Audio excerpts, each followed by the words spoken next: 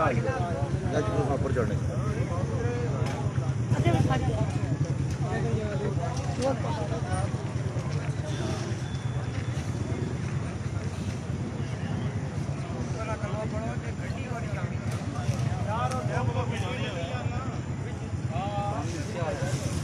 ਜ਼ਲਜ਼ਲਾ ਹੋਇਆ ਤੇ ਸਾਰਾ ਹੁਣ ਨਹਿਰ ਦਾ ਪਾਣੀ ਇੱਧਰ ਆ ਰਿਹਾ।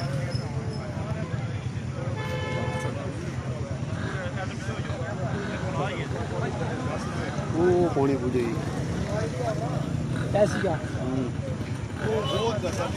या भी ये जगह फाड़ेगा पानी।